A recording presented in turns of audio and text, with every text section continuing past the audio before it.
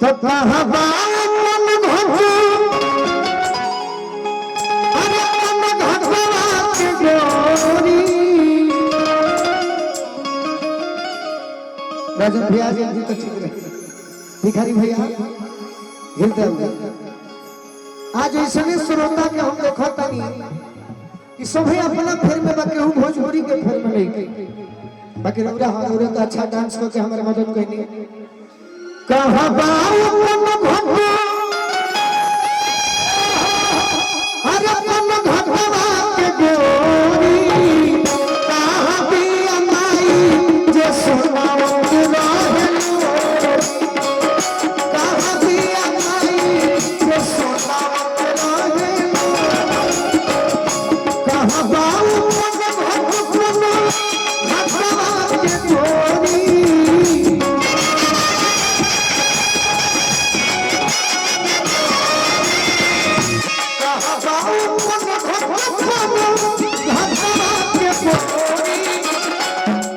समय ऐसा बदल गई कि सब चीजें बदल गई कहाँ भी अमाई जो सुनावत रहे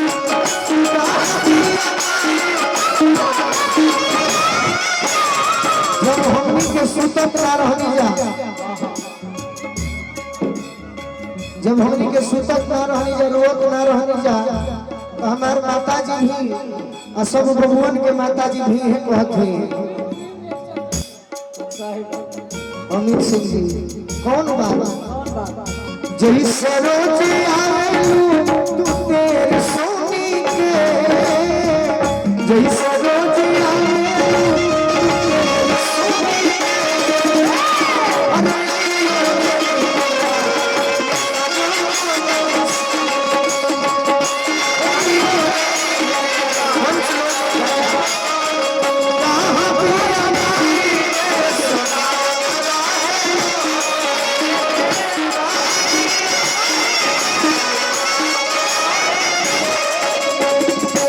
जब हम सोच रहे हैं बाकी उससे अच्छा ही रहा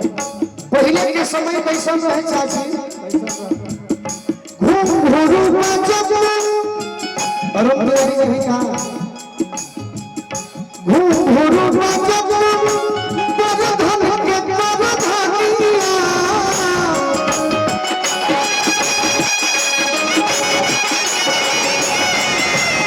हाथ धर घूम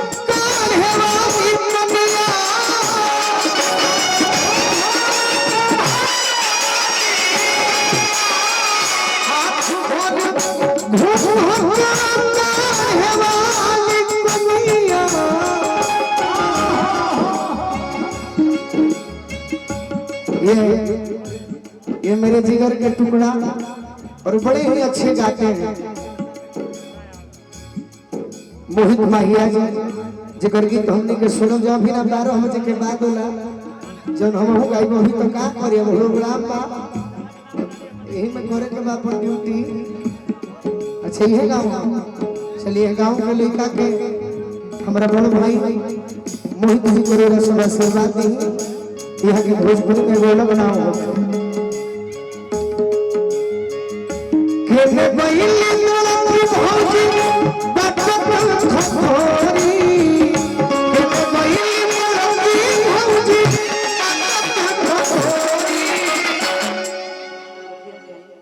मुखिया जी हमारे का आशीर्वाद दिल बने नौसाद भैया अमन जी हमारे का आशीर्वाद दिली देवापुर से टूडू चौहान जी को बा चौहान जी अरे कहाँ भी अमाई जो सुनावत रहे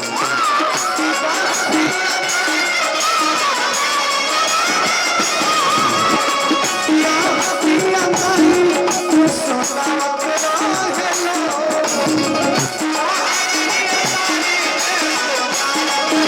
ये जो दुनिया है अच्छी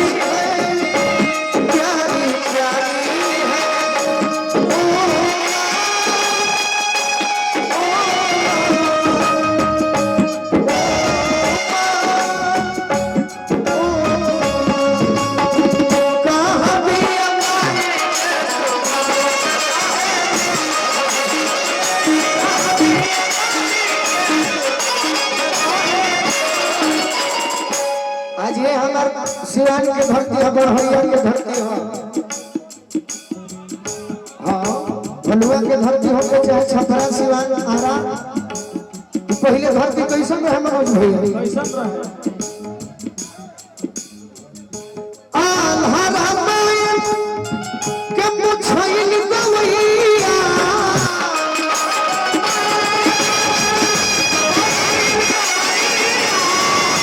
मनस महाभारत के सुनवैया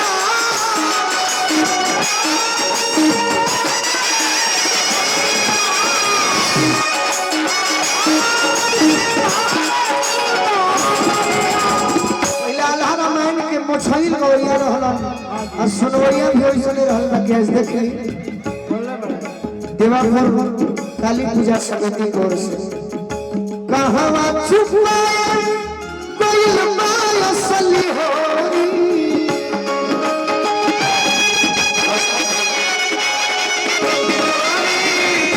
कहवा चुपा कोइल माय असली होरी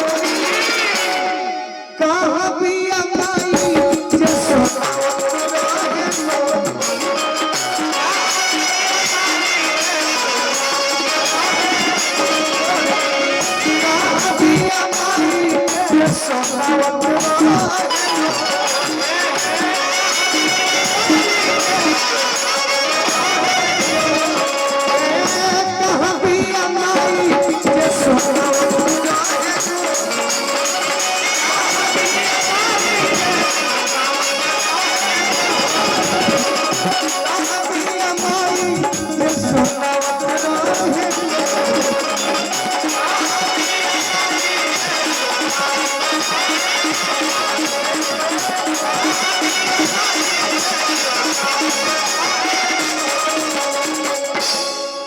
एक गीत के बाद